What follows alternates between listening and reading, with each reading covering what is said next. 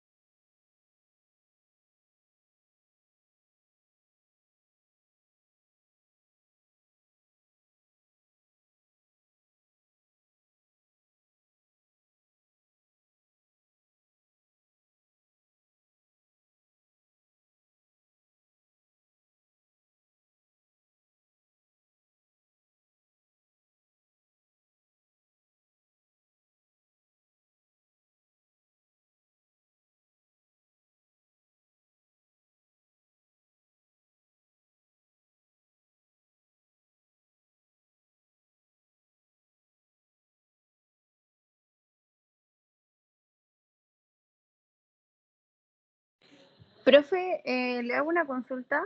La prueba es la próxima Diga. semana. Si es Sí, así. próximo viernes. Ah, el viernes, ya. ¿Y en qué modalidad es, profe? Probablemente yo les voy a dejar la prueba hecha y van a desarrollarla. Ah, ya. Y eso es en el periodo de la clase, como de las 7 a las 9 más o menos, ¿cierto? Puede ser o quizá un poquito más tarde porque tampoco es como para 3 horas. Las pruebas están hechas para 80 minutos, una cosa así. Así que puede ser que partamos a las 8, 8:25 hasta un cuarto para las 10, que serían las últimas dos. Ah, ya, profe, súper. ¿Ya? Ahí les voy a avisar. Demos un par de minutos y comenzamos.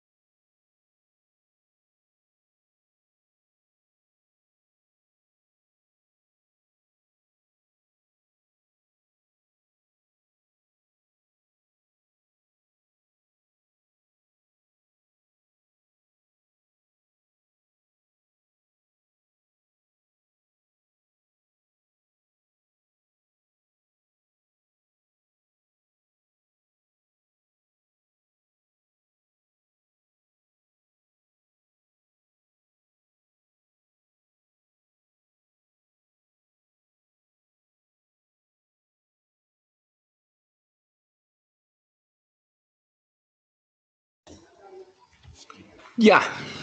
Si no me equivoco, está Claudia y Macarena, ¿cierto? Parece que sí. Ya. Sí, profe. Ya, chicas, vamos a comenzar la clase entonces, ¿ya?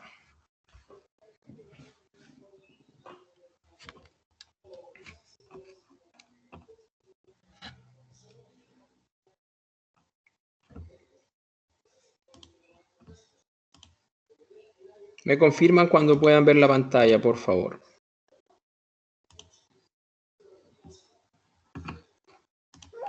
Ya se ve, profe. Ok, gracias.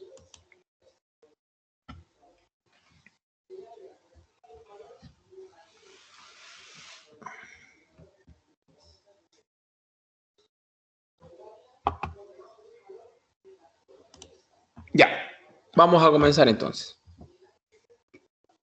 Bueno, primero vamos a hacer un poquito de historia para entender de dónde viene el uso del láser, que es la clase del día de hoy, ¿de acuerdo? Donde la primera vez que se utilizó la luz como parte de la terapia se le denominó fototerapia, ¿de acuerdo? Y en la era moderna utilizamos el láser y los diodos de emisores de luz, ¿de acuerdo? En el año 1916, Einstein ya habló de la emisión estimulada. En el 54, Chaulou, Townes, Basov y Prochorov hablaron del aparato de emisión estimulada y por ello obtuvieron el Premio Nobel de Física. En el año 60, si ustedes se fijan, no es tanto tiempo atrás, Theodor Maiman habló del primer láser de rubí, del cual probablemente se van a determinar varios de los que vamos a utilizar posteriormente, que tenía 694 nanómetros, ¿de acuerdo? Que después vamos a ver a qué se refiere con eso. Y Ali Yavan habla del primer láser de gas helio-neón, ¿de acuerdo? Que ese tiene 632,8 nanómetros, que vamos a ver después qué son las longitudes de utilización. Los primeros usos del láser tenían que ver con la parte ocular, donde se utilizaban para ver el desprendimiento de retina, cuando queríamos realizar cortes, realizar coagulaciones o el trabajo en lesiones vasculares. ¿Por qué? Porque se utilizaban láseres calientes que lograban destruir tejido, por tanto se utilizaban para hacer cortes de alta precisión, ¿de acuerdo? La gracia es que coagulan y producían menos fibrosis que el hacerlo con un bisturí, y de ahí viene la utilización del láser como parte de los procesos quirúrgicos. A los finales de los años 70, Endre Meister habla del láser de bajo nivel con el láser de helio-neón, y se dan cuenta que logra la estimulación de la cicatrización. Y en el año 2002, la FDA permite el uso de láser en el túnel del carpo. Si ustedes se fijan, eso es bastante cercano, el año 2002, ¿ya? Entendiendo cuando hablamos desde el ámbito de la ciencia. Bueno, ¿de dónde viene la palabra láser? ¿De acuerdo? Es luz amplificada estimulada por emisión de radiación, que ustedes pueden ver claramente la palabra láser viene del inglés. Light Amplification Stimulate Emission Radiation, ¿de acuerdo? Pero para el español, para que nos quede claro, entonces vamos a hablar de la luz amplificada estimulada por emisión de radiación. De ahí su nombre. Los láseres son dispositivos que, fíjense algo, generan o amplifican radiación coherente de luz en las regiones infrarroja, visible y ultravioleta del espectro. Esto que parece chino mandarín lo vamos a explicar un poco más adelante para que tengan claras las características del láser y vamos a entender el funcionamiento del mismo al aclarar estos puntos. Bueno, aquí partimos con esto. El láser tiene ciertas propiedades, ¿ya? Y esto es importante que los conozcan porque son relevantes para entender el cómo alcanza su efecto. Primero, tenemos que hablar de que el láser es monocromático. ¿Qué significa que el láser sea monocromático? Que contiene un solo color. ¿Ok? Ahora, ¿por qué un solo color? Porque genera o es generado por una banda muy estrecha de longitudes de onda, que nosotros ya aprendimos a entender lo que era una longitud de onda, ¿cierto? Entonces, como se genera en una banda muy estrecha de longitudes de onda, hace que las fuentes de luz convencionales van a emitir radiaciones en una banda ancha de longitudes de onda, ¿de acuerdo? Y que generalmente corresponden a lo que nosotros denominamos el espectro visible, o sea, lo que nosotros alcanzamos a ver. Mientras que el láser lo hace en una banda muy estrecha de estas longitudes de onda. A eso se le denomina monocromatismo, o sea, un solo color, ¿de acuerdo? También tiene dos características más que son la coherencia espacial y la coherencia temporal. La coherencia, tanto espacial como temporal, se refieren a que la luz del láser se transmite de modo paralelo y siempre en una única dirección. A eso denominaremos coherencia temporal, de modo paralelo y en una única dirección. Y lo segundo es en un haz muy estrecho que se propaga con una mínima divergencia. O sea, el espacio en el cual se diversifica o se transmite tiene una propagación con una mínima divergencia, o sea, con muy poco movimiento, a lo que se le denominará coherencia espacial. ¿Cuál es la gracia de que tenga coherencia temporal y coherencia espacial? Es que le permite recorrer grandes distancias sin perder intensidad. De ahí ustedes pueden ver los láser que se utilizan en los estadios, que ustedes utilizan como punteros, que logran una distancia mayor que una luz que se pierde en el espacio, mientras que el láser, al ser monocromático y unidireccional, alcanza una mayor distancia y no pierde intensidad. O sea, la luz que yo proyecto generalmente es la misma que yo veo. ¿De acuerdo? Por tanto, genera o permite recorrer grandes distancias sin perder intensidad. Factor muy importante. Estas características de coherencia temporal, coherencia espacial y monocromatismo son los que la van a diferenciar de otras luces, que son aquellas que se propagan en todas las direcciones y en haces divergentes. Si ustedes prenden una ampolleta, la ampolleta genera luz generalmente debajo del lugar de donde está puesta, pero no recorre grandes distancias y además va perdiendo la luminosidad a medida que te alejas de ese punto de generación de luz. A diferencia del láser, por las capacidades de monocromatismo, coherencia espacial y coherencia temporal. Importante entonces que nosotros podamos diferenciar la luz normal de la luz producida por un láser. En el ámbito de la kinesiología, lo que haremos es que nosotros vamos a usar a esta tecnología, el láser, ¿para qué? Para aportar energía al cuerpo, pero de una forma moderada, medida y controlada. Por tanto, lo que nosotros hacemos es realizarlo sin causar un daño celular. ¿Ok? Entonces, vamos a buscar generar o aportar energía al cuerpo de forma moderada, de forma medida y de forma controlada. Aquí está lo que les explicaba recién yo, donde tenemos que diferenciar o tener claras las características de la luz normal versus las características del láser. La luz que nosotros conocemos es heterocromática, no coherente y se propaga en varias direcciones.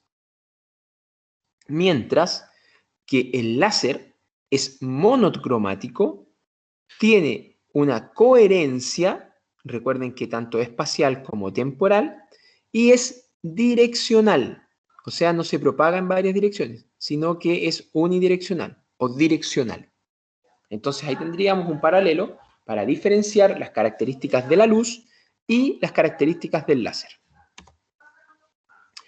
Entonces, el láser ocurre a través del salto de fotones que se producen en los mismos átomos, que son homólogos, ¿de acuerdo?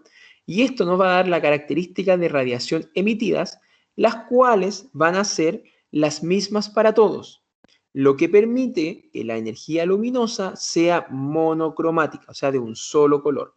Si ustedes se fijan en los dibujitos que están arriba, se fijan que la luz está en este como globo, digamos, esta ampolleta que está ahí, genera la luz, pero se expande en el espacio y se pierde, no ilumina todo igual. Mientras que la imagen de la derecha podemos ver que la luz alcanza una gran distancia y no pierde intensidad. ¿Cuáles son los tipos de emisiones láser? ¿De acuerdo? Nosotros tenemos 4 tipos de emisiones láser. La primera, la emisión continua, a la izquierda arriba, ¿de acuerdo? La segunda, una emisión pseudocontinua, ¿ok? La tercera, izquierda abajo, una emisión pulsada. Y la cuarta, la emisión Q-switched, ¿de acuerdo? Vamos a ir viendo cada una de ellas.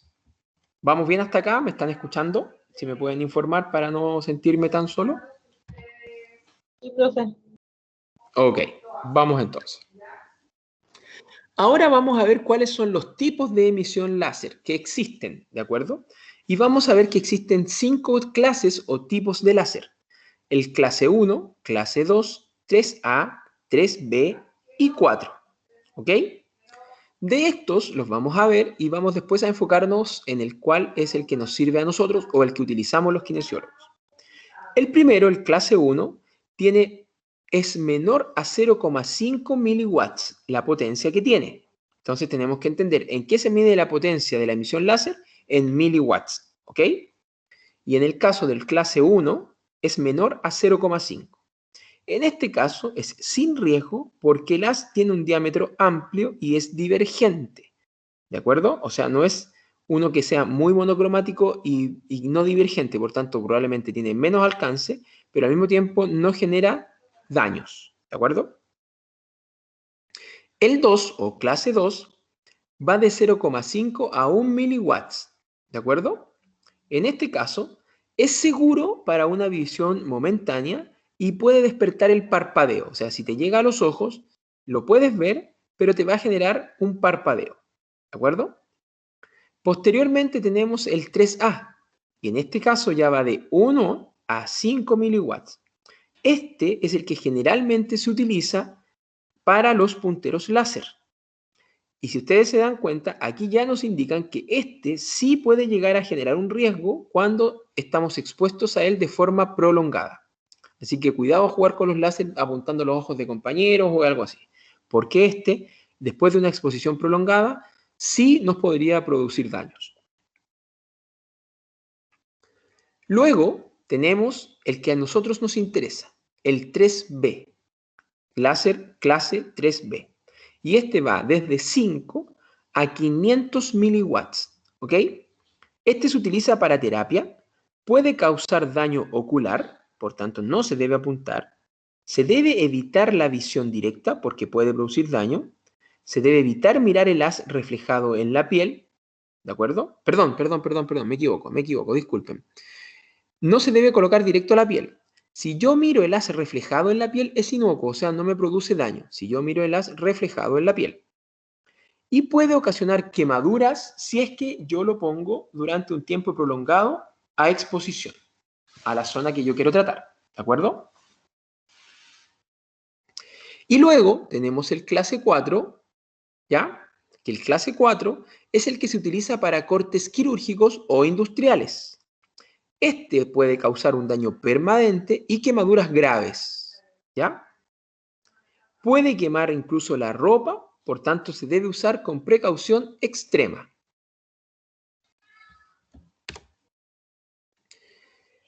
Entonces, nosotros vamos a ver entonces los tipos de potencias. Nosotros tenemos los láser de alta potencia y los láser de baja potencia. En los de alta potencia tenemos los láser de rubí, de dióxido de carbono, de argón y neodimio YAG, ¿de acuerdo? Y en los láser de baja potencia tenemos los de helio-neón, arsenurio de galio y de CO2 desfocalizado.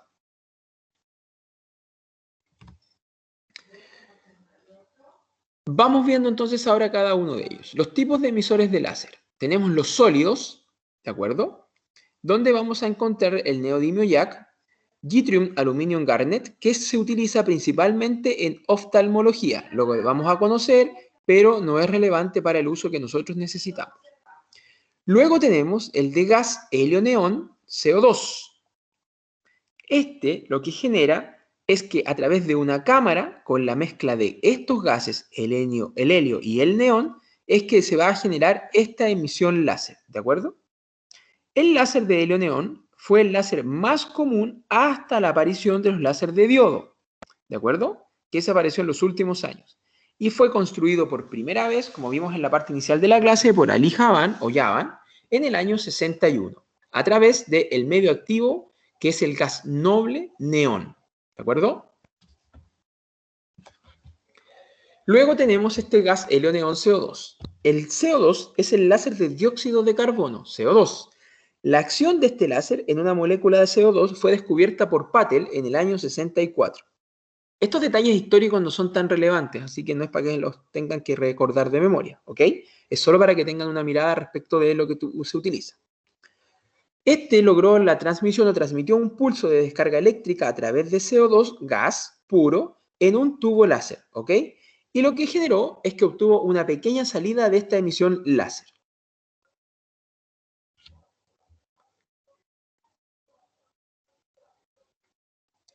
El CO2 es el gas en el que se produce la acción láser, ¿de acuerdo? Pero agregando otros gases en este tubo láser, se puede lograr aumentar la eficacia total de este láser. Vamos al de helio-neón, que son uno de los más utilizados en la parte cinética. Este tiene una longitud de onda de 600 nanómetros, ¿de acuerdo? Y esto es en la banda visible de la luz roja. Por eso que hay láseres que son visibles, que uno puede apuntar y que tienen tratamiento y uno ve una luz roja al momento de aplicarlo, ¿de acuerdo? Su potencia en emisión constante alcanza hasta los 15 miliwatts de los equipos de consola y hasta 30 miliwatts en los de cañón con espejos. ¿Ya? Se absorbe muy pronto y la penetración directa con rayo coherente es de 0,8 milímetros en las partes blandas. Y la directa, ya con un rayo difuso, puede llegar a alcanzar de 10 a 15 milímetros. Fíjense que estamos hablando de 1,5 centímetros. No es tanta la profundidad que se logra alcanzar. Luego tenemos el de dióxido de carbono, CO2, que tiene una longitud de onda de 10.000 nanómetros. Y este está en el infrarrojo lejano, por tanto no es visible. Está en el espectro infrarrojo. Este sí es un láser muy potente que se absorbe intensamente por el agua de los tejidos. Por tanto, este incluso puede llegar a destruir y volatizar, por lo que con potencias elevadas tiene una utilidad en cirugía. Entonces, este tipo de láser es el que se utiliza en cirugías. Nosotros nos vamos a enfocar principalmente en los 3A, recuerden, para el proceso de, 3B, para el proceso de tratamiento que vamos a utilizar nosotros. ¿Cuáles son los tipos de emisores láser? Primero tenemos el diodo arsenurio de galio, que se emplea en forma pulsada y va desde los 2 a los 300 Hz, o dicho de otra forma, de 2 longitudes de onda a 300 longitudes de onda por segundo. Esto le va a permitir alcanzar una potencia que va a ir de los 100 a los 200 miliwatts. Se focaliza con lentes y se aplica cerca de la piel del paciente. Se absorbe poco por la hemoglobina y el agua, alcanzando una penetración efectiva de 3 a 4 milímetros.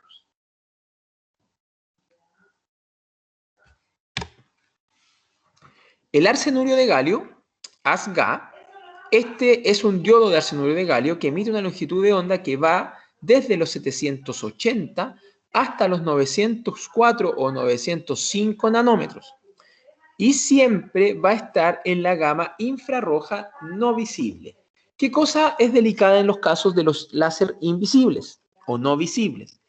Es que eso mismo hace que aumente el riesgo de que alguien se lo apunte y la persona, como no ve el espectro de luz enfocado en nada, podría estar produciendo daño a otra persona sin darse cuenta. Por eso es que vamos a ver más adelante, dentro de los cuidados, está el uso de lentes de filtro de láser en la aplicación a un paciente. En este caso, el diodo se calienta rápidamente y pierde potencia, o a no ser que tenga un sistema de refrigeración controlada, que los equipos más modernos sí lo tienen. Vamos entonces, los tipos de emisores láser dijimos que eran los 1 y 2, o clase 1 y 2, que son potencias muy bajas, emiten una luz roja visible, y en general no nos van a producir quemaduras. Después tenemos los tipos de láser 3A y 3B. Estos son de potencia media. Generalmente van a ser inferiores a 50 miliwatts. Tienen luz roja visible o infrarroja no visible. Va a depender del que se utilice. Este es el que se utiliza en fisioterapia en la llamada terapia por láser de baja intensidad. Sus siglas en inglés, LLLT. ¿De acuerdo? Láser frío o láser blando, que también es denominado de esas dos formas. Este caso o este tipo de láser no tiene un efecto térmico tan apreciable y tampoco va a producirnos lesiones cutáneas, ¿de acuerdo? En una aplicación normal. Pero sí son peligrosos si alcanzan a los ojos. Por tanto, nosotros podemos hacer tratamiento a nuestros pacientes con láser, pero nunca acercarnos a los ojos y menos apuntarlos, ¿de acuerdo? En este caso el riesgo es mayor porque no se ve y no contrae las pupilas. O sea, alguien se lo puede apuntar al ojo, la persona que lo está apuntando no va a ver que lo está apuntando al ojo y más encima tampoco le va a generar un efecto de contracción de pupila que alguien pudiera decir, mira, algo está pasando en ese ojo. De ahí el cuidado para el tratamiento, ¿de acuerdo? Y tal como les dije, entre las medidas a tener en consideración, tanto el paciente como el terapeuta deben usar gafas especiales de protección al momento del tratamiento. Estos se van a utilizar en fisioterapia con potencias que van a ir desde los 20 a los 100 miliwatts. Y los tipo 4, que son los que vimos recién, son láser de potencia elevada, producen destrucción tisular, o sea, corte, e incluso vaporización de los tejidos, o sea, pueden llegar a hacer hervir y vaporizar este tejido, ¿de acuerdo? Se utilizan generalmente en cirugía para favorecer la coagulación y el corte, ¿de acuerdo? Generalmente para las cauterizaciones que se utilizan a veces en las cirugías vasculares. Van para el tratamiento de tumores, para eliminar capas superficiales de la piel y cauterizaciones puntuales también en el caso de las oftalmologías, ¿de acuerdo? Algunos de estos láseres de gran potencia, como el de CO2, se pueden utilizar en la fisioterapia, pero en dosis muy, muy bajas.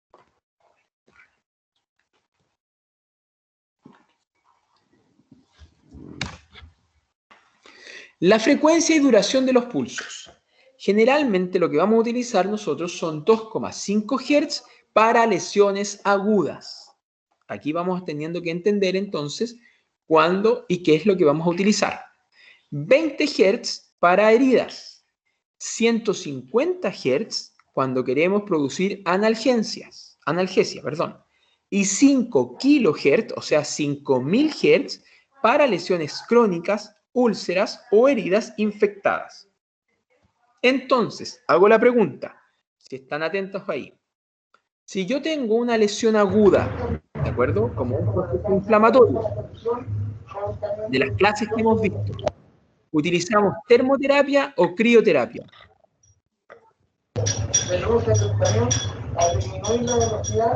¿Alguien tiene el micrófono abierto?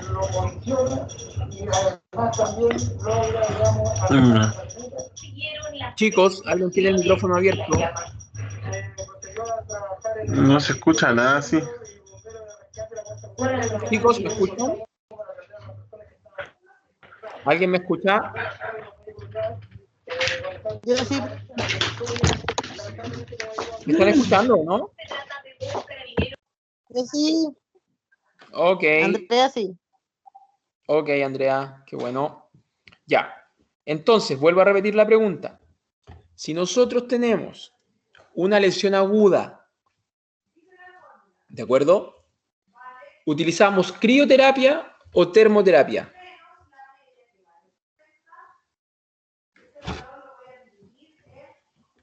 Crioterapia. Ya, perfecto. Crioterapia. ¿Utilizamos ultrasonido térmico o mecánico?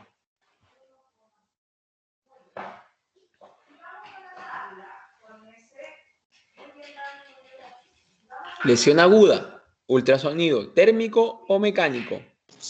¿Mecánico? Ahí no sé. Perfecto, mecánico. Bien.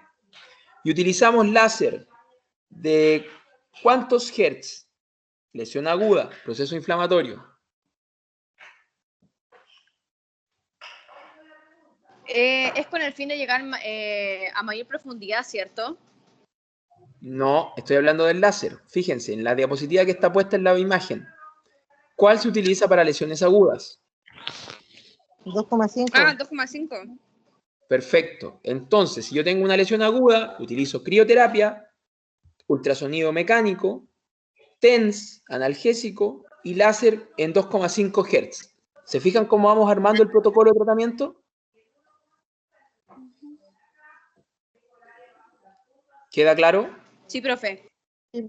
Perfecto. Sí, Vamos, claro. entonces. Muy bien, muy bien. Esto es lo que necesito que vayamos entendiendo de buena forma. Ahora, según su clasificación, podemos hablar que según la potencia de salida y la longitud de onda, nosotros vamos a hablar entonces de los láseres de baja potencia, de media potencia y de alta potencia. ¿De acuerdo? Esto según su potencia de salida y longitud de onda. O sea, considerando estos dos factores. De baja potencia serán los láser que son menores a 2 miliwatts. Media potencia entre 5 y 500 miliwatts. Láseres terapéuticos son los que vamos a utilizar nosotros. Láseres de media potencia. Y alta potencia serán aquellos mucho mayores a 1 watts, que son los láseres quirúrgicos. ¿Ok? La longitud de onda, si lo vamos a clasificar ahora según su longitud de onda, podremos hablar de los láseres visibles y de los invisibles. Entre los visibles estarán de los 400 a los 760 nanómetros de longitud de onda. ¿Ok? Y los invisibles van a estar por encima de estos 760 nanómetros.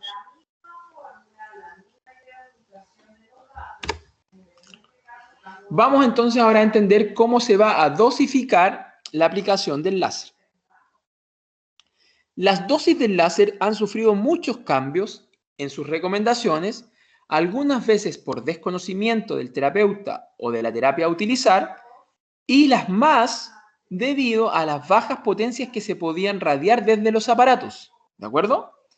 Pues, si los equipos de muy baja potencia recomendasen dosis lógicas, las sesiones podrían durar largas jornadas de trabajo, incluso más de una. ¿De acuerdo? Entonces, tenemos que tener clara la dosificación para poder aplicarlo. Cuando hablábamos de láseres de baja potencia, significaba que el tiempo de tratamiento tendría que ser muy largo para alcanzar el efecto deseado. Por eso es que no se recomienda. ¿De acuerdo? ¿Cuáles son los efectos que nosotros vamos a buscar del láser? Esto es muy importante. ¿Cuáles son los efectos que nosotros buscamos del láser? Nosotros vamos a ver efectos fotoquímicos y efectos térmicos. ¿Se acuerdan que en el ultrasonido veíamos efectos térmicos y mecánicos? En el caso del láser, vamos a buscar efectos térmicos y efectos fotoquímicos. ¿Ok? Efectos biológicos.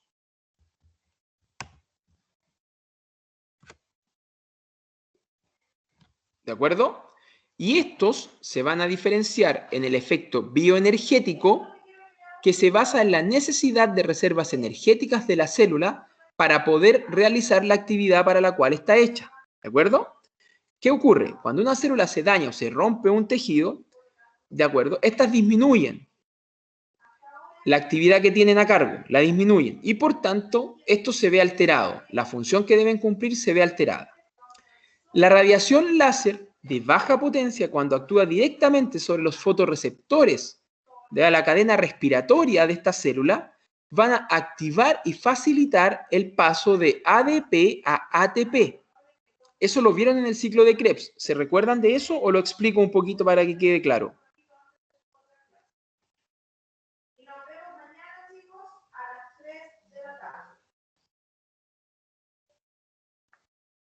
Chicos, chicas, ¿se recuerdan bien de eso o lo explico?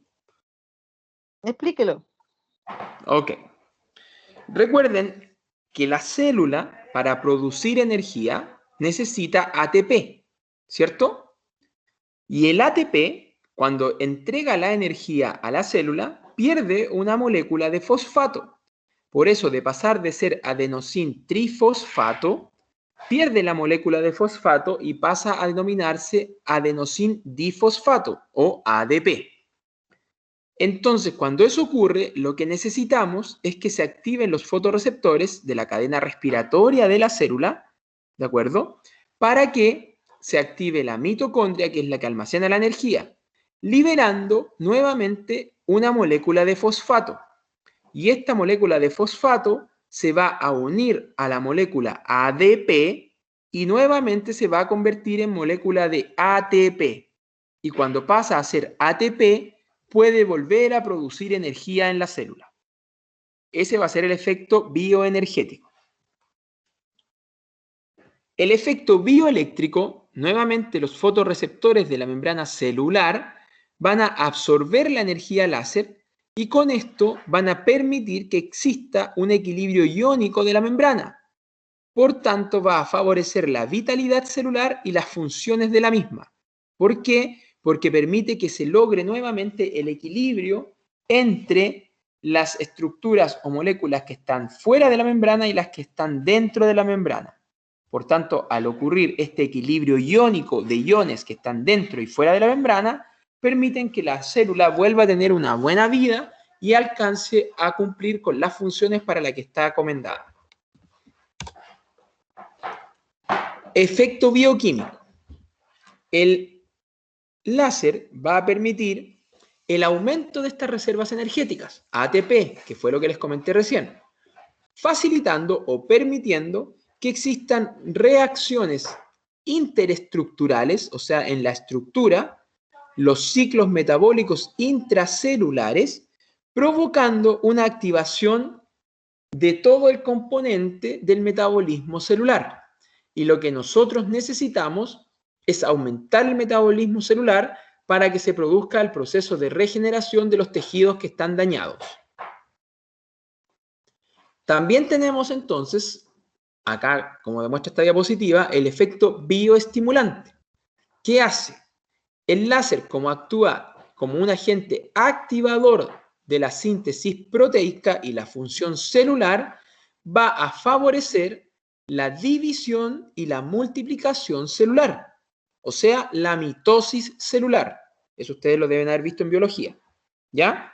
El láser, entonces, funciona como un bioestimulante, dado que va a permitir activar la síntesis proteica y la función de la célula. Con eso, la célula, al activarse, podrá realizar su función de mitosis y, por tanto, de multiplicación celular. Entonces, si la célula se empieza a multiplicar, lo que va a permitir es la reparación del tejido que se encuentra dañado. Vamos viendo entonces ahora. Nosotros vamos a tener efectos directos, al igual que lo hemos visto en los otros equipos como el ultrasonido, y tenemos los efectos indirectos o fisiológicos. Los efectos directos son el fototérmico, el fotoquímico y el fotoeléctrico. Todos llevan el prefijo foto porque recuerden que estamos hablando de un haz de luz monocromático, no divergente y con una longitud de onda muy pequeña en el espacio. ¿De acuerdo? Por tanto, los efectos directos son fototérmico, fotoquímico y fotoeléctrico. Y los efectos indirectos o fisiológicos que se alcanzan con la aplicación de láser son la vasodilatación, el aumento de los nutrientes y de oxígeno en la zona y el aporte de elementos defensivos, ya sean a través de las hormonas o humorales y los propios de las células que se activan con la aplicación del láser.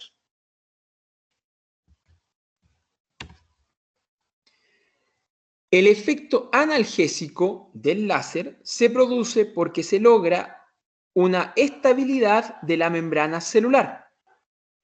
Esto va a permitir que se interfiera en el mensaje eléctrico durante la transmisión del estímulo doloroso. Recuerden que el estímulo doloroso va hacia el cerebro a través de una vía de poco tamaño o diámetro y a veces hasta amielínica, por tanto de conducción lenta, ¿de acuerdo? Y este láser permite un mensaje eléctrico durante la transmisión del estímulo doloroso que va a permitir modular esa sensación de dolor. Estimula al mismo tiempo la producción de beta-endorfinas que también son encargadas del control del dolor. Evita el descenso del umbral doloroso, que lo vimos en la clase anterior. Por ejemplo, el umbral doloroso, por tanto, la persona, ante la misma sensación, podía sentir menos dolor. ¿De acuerdo? El láser no lo aumenta, pero sí evita que el umbral disminuya. Por tanto, no va a permitir que la persona sienta dolor con un menor estímulo. ¿De acuerdo? Entonces, evita el descenso del umbral doloroso. Y va a actuar sobre las fibras nerviosas gruesas. Entonces, Si nosotros permitimos que el láser actúe sobre las fibras nerviosas gruesas que conducen el estímulo de forma más rápida que las fibras que lo hacen a través de fibras nerviosas más delgadas, entonces el estímulo que llega es aquel que va por las fibras más gruesas, porque explicamos que las fibras gruesas transportan la sensación o el estímulo más rápido que las fibras de menor calibre o menor diámetro. Eso quedó claro en la clase de dolor, ¿cierto? También el láser tiene un efecto antiinflamatorio y antiedematoso. ¿Por qué? Porque permite la reabsorción del exudado, o sea, del exudado que hay alrededor de un proceso inflamatorio. El láser permite la reabsorción de estos líquidos que se generan en la zona de la lesión. Controla la excreción de sustancias tóxicas, o sea, recuerden que si se produce un daño, la célula se rompe y bota radicales libres. El láser permitiría controlar esta excreción de sustancias tóxicas, por tanto evitaría mayor daño. Tiene una acción que normaliza a las alteraciones del metabolismo, o sea, si el metabolismo se ve alterado o se ve alterado, ya puede ser disminuido o aumentado, el láser va a tender a normalizar la acción del metabolismo, por tanto a tenerlo controlado. Va a favorecer la vasodilatación, por tanto al vasodilatar, aumentar el riego sanguíneo, mejora la microcirculación de la zona de la lesión. Y tal como dijimos, si hay mayor riego sanguíneo, mayor nutriente, mayor proceso regenerativo, reparación tisular, ¿de acuerdo? Y también nos permite la activación del sistema inmunológico defensivo de nuestro cuerpo, entonces. Vamos entonces ahora a ver los efectos del soft láser, ¿de acuerdo? Que entra entre los láseres terapéuticos. En este caso tenemos, como dijimos, los efectos primarios o directos, que dijimos que eran los bioquímicos, los bioeléctricos y los bioenergéticos. Y los secundarios o indirectos, en el caso del soft láser, van a ser el estímulo de la microcirculación y el estímulo del trofismo celular. El efecto fotobiológico tiene que ver con la energía que aporta, el grado de absorción y la magnitud de la difusión intracelular. ¿De acuerdo? Esto en la membrana celular va a permitir aumentar el ATP intracelular, facilita la bomba de cationes, normalización de la presión de la membrana y permite la regeneración celular a través de la mitosis. Y a nivel circulatorio nos va a permitir la reabsorción del edema, o sea, sacar el líquido que está en exceso en la zona de lesión, aumento de la microcirculación y el estímulo del sistema fagocitaria, o sea, del sistema inmune.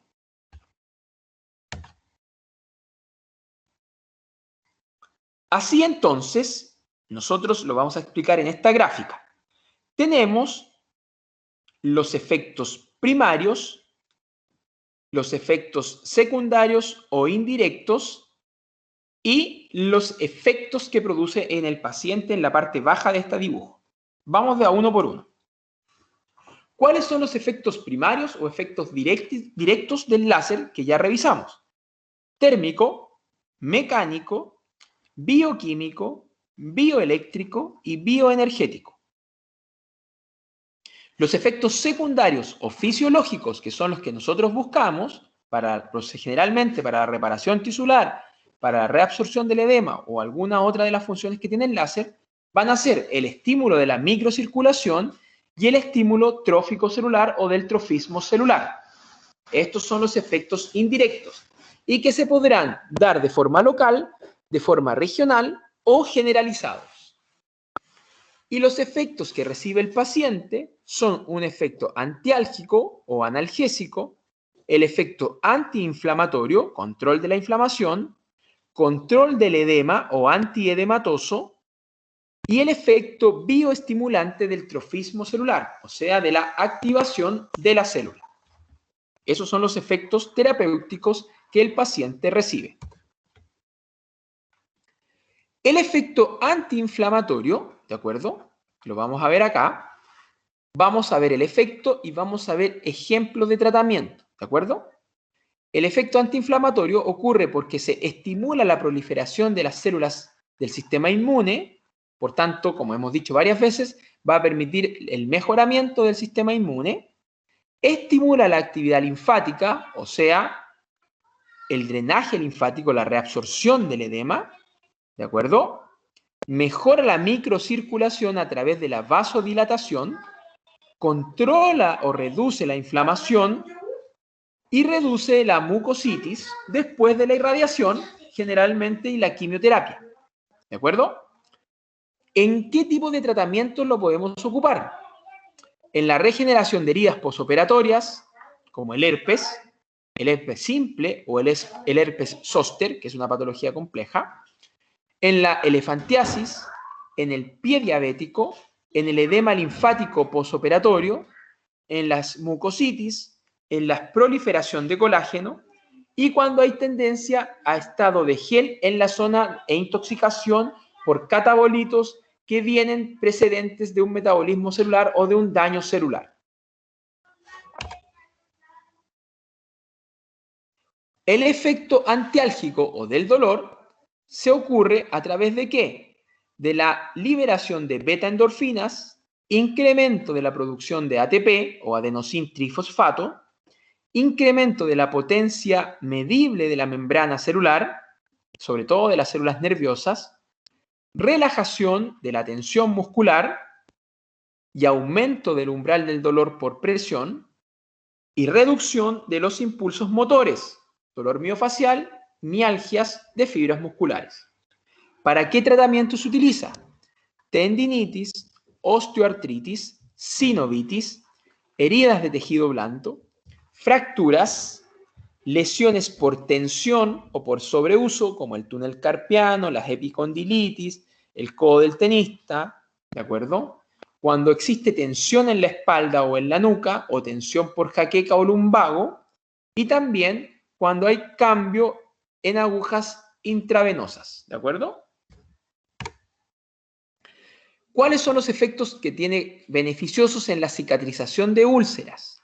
En este caso ocurre porque se estimula la mitosis en los procesos de reparación, mejora la regeneración periférica de los nervios, mejora la supervivencia de las células neuronales, generalmente posterior a una isquemia, acelera la neovascularización, o sea, la nueva vascularización o nuevo riego sanguíneo, va a permitir reducir o eliminar la formación de una cicatriz e incrementa la síntesis de colágeno. Aquí tenemos que tener un cuidado especial. Recuerden que cuando hay una lesión muscular, y lo vimos en la reparación tisular, nosotros debemos tener cuidado de que la zona que se produce un daño como un desgarro no se llene de colágeno, porque si se llena de colágeno, la reparación o la cicatriz que se forma es de mala calidad para la estructura del músculo.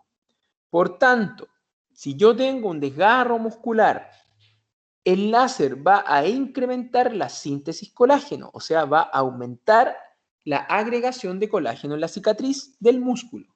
Por tanto, ¿es bueno utilizar el láser en ese proceso? No, porque lo que nosotros necesitamos es que no se llene de colágeno. ¿De acuerdo? Sí lo podemos usar en una segunda etapa cuando queremos romper o liberar la fibrosis de las cicatrices. Pero en la etapa aguda no es recomendable porque va a favorecer la agregación de colágeno. ¿De acuerdo?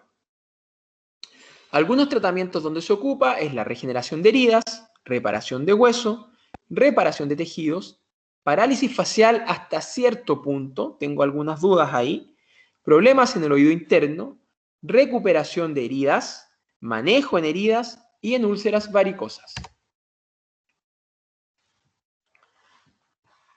Vamos a hacer un pequeño break para ir a buscar, ya nos queda poquitito, nos quedan 5 diapositivas, déjenme ir a buscar un vasito de agua para que tengo la garganta muy seca, ¿ya?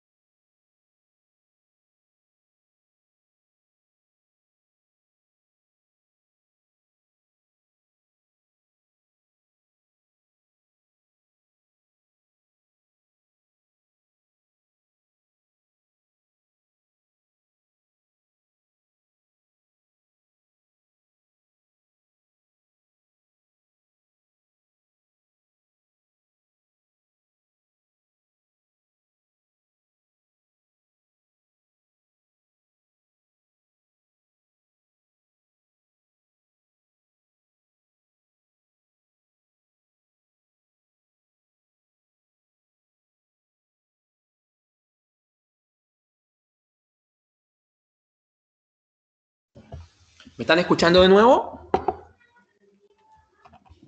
¿Sí o no? Sí, profe. Ok, gracias. Sí, profe.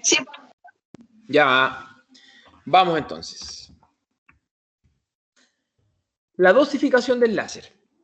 Cuando hablamos de patologías superficiales, lo que estamos buscando es un efecto regenerador de los tejidos.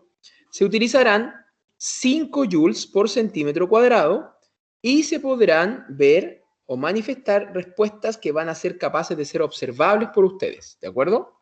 En patologías superficiales.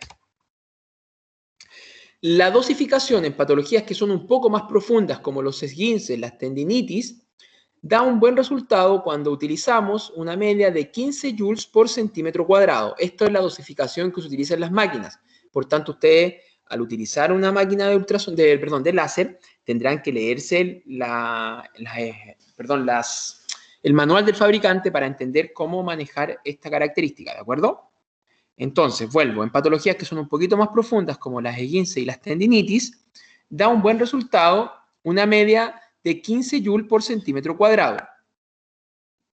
Y en patologías que son más localizadas o que están a más de 1 centímetro de profundidad, se requerirá potencias y dosis más altas que podrán ir entre los 20 y los 25 joules por centímetro cuadrado.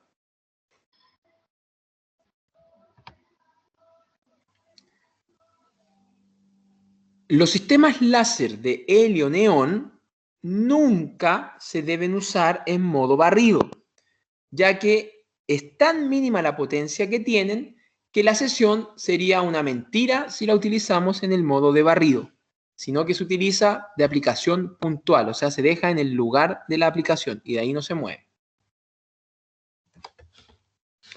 Cuando es CO2, que son los más adecuados, debido a la alta potencia que tienen, nos van a permitir dosificar y practicar la metodología que nosotros creamos más necesaria para el caso, consiguiendo dosis altas en pocos minutos, y esta se debe aplicar en barridos, nunca puntual por el riesgo de quemadura. De ahí la importancia que ustedes conozcan cuál es el tipo de láser que van a utilizar. Si utilizan uno de CO2 que tiene una alta intensidad, tenemos que aplicarlo con movimiento y no estático o puntual, dado que podríamos producir quemaduras. ¿Cuáles son las contraindicaciones para el uso del láser? No se debe utilizar cuando hay cáncer, no se debe utilizar sobre los ojos, irradiación abdominal en embarazadas, claramente no, irradiación a personas con tendencias a hemorragias, dado que vasodilata, en heridas infectadas, dado que aumenta el metabolismo y por tanto podríamos aumentar el grado de infección. Nunca se debe irradiar en el cuello ni en el tórax en pacientes cardiópatas o en pacientes con marcapasos. No se recomienda el uso en la zona de la tiroides, tampoco en zonas que son fotosensibles, hay lugares de la piel que son más delicados y por tanto tener cuidado, y tampoco se debe aplicar en donde exista irritación cutánea.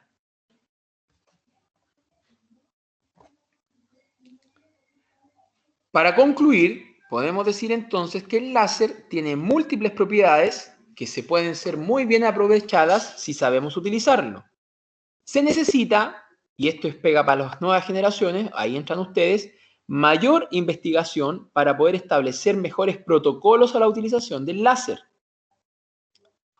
El láser va aumentando su efectividad de tratamientos y se disminuyen los tiempos. La gracia que tiene es que no tiene efectos colaterales. Como es la aplicación de una luz, es generalmente aséptico, o sea, no existe riesgo de contaminación cruzada porque tú no tocas zonas con estructuras que vas a contaminar y después aplicar en otro paciente. Y también se debe considerar que debe ser complementario a la utilización de otras terapias.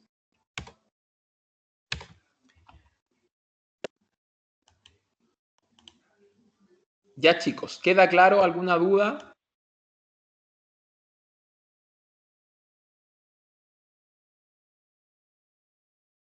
Yo no tengo dudas, profe. Ok, ¿los demás? Yo, profe, que llegué un poco atrasado. Dale, Manuel. A ver, ¿quién? ¿Quién me va a hablar primero? ¿Luis? Sí, que cuando iba a ser el certamen, que llegué un poco tarde. El próximo viernes, Ya, profe. Vale, gracias. ¿ya? Y yo igual Yo quería les voy a preguntar. entregar, están todas las clases en el sistema y tengo que todavía definir la modalidad de la prueba, ¿eh? Todavía no lo tengo así del todo claro. Eso quería preguntar, ¿en qué parte están las clases? Porque la busqué en el aula y no la encuentro. Las clases están en cada semana y tienen el nombre de la clase. Por No sé si semana. ¿no las has encontrado ahí? No, porque salen como unos cuadrados de unidad, pero no, después me meto y sale como un enlace y tampoco me lleva al PPT. A ver, déjame, voy a tratar de acceder yo a ver si te puedo mostrar dónde.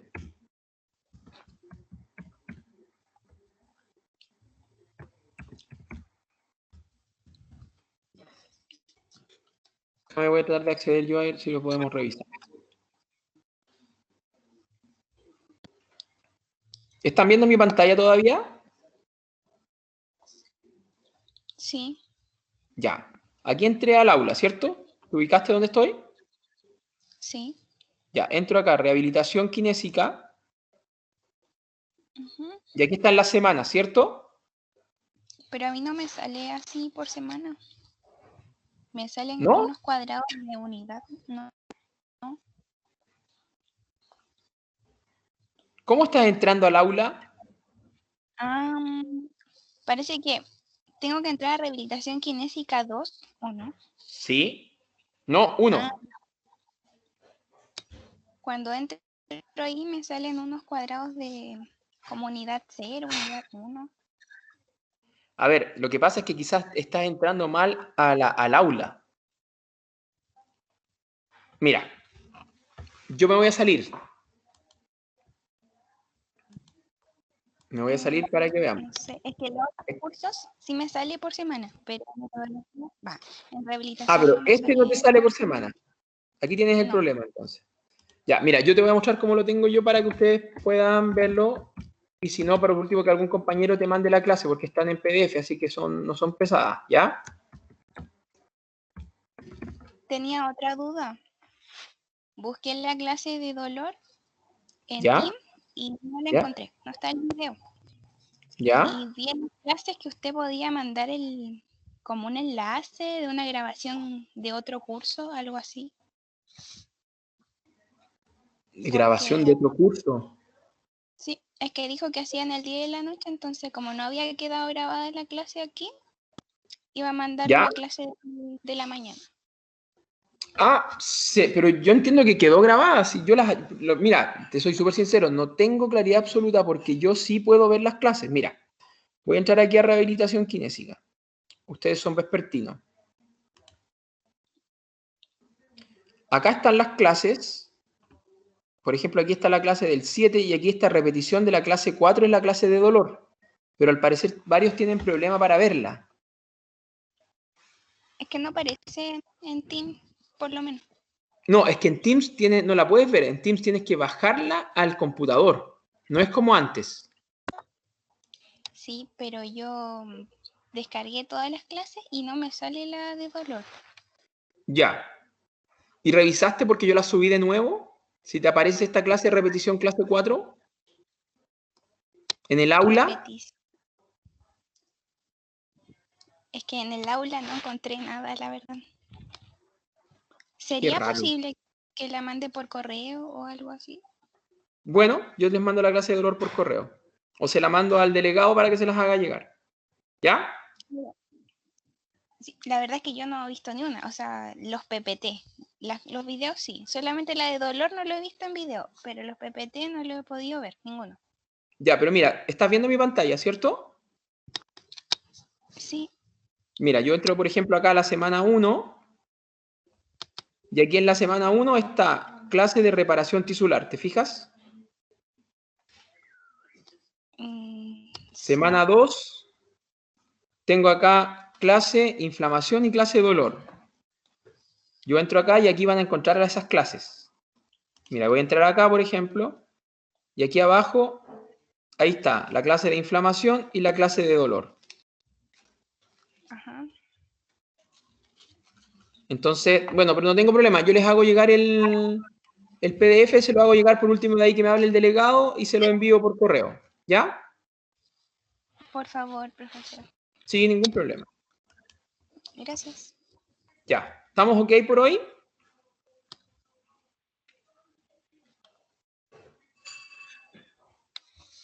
Sí, profe. Ya. Voy a revisar un detalle para que quedemos todos claros. Aquí está la planificación de rehabilitación kinésica vespertino. Para que quedemos todos claros con esto.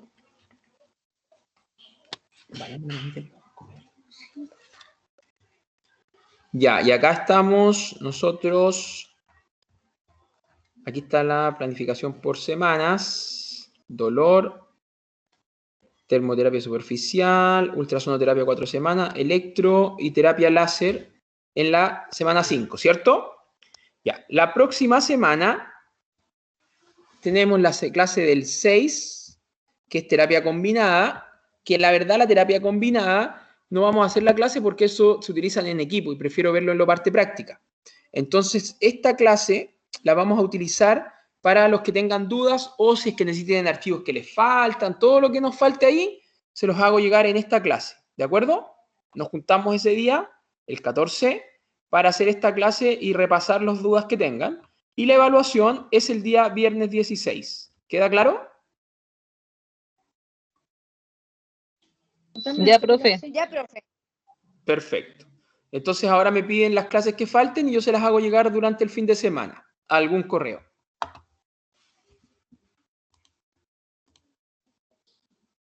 Ya, chicos. Antes que se vayan, perdón. Sorry. Lo último que los molesto, que necesito esto. No se me puede olvidar.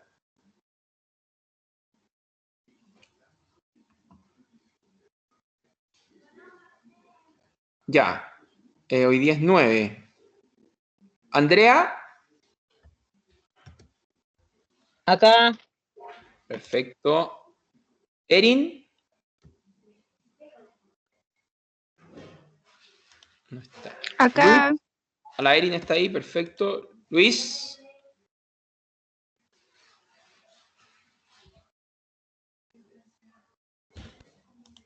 Luis estaba recién. Camila.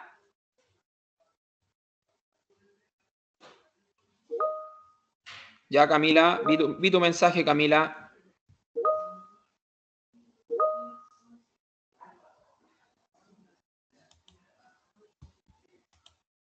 Claudia.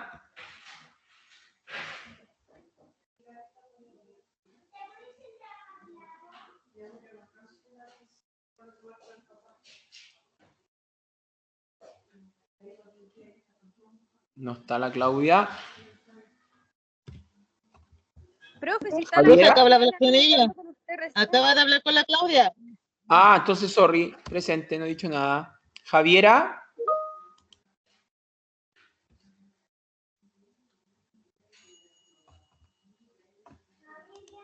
La Javiera está por ahí.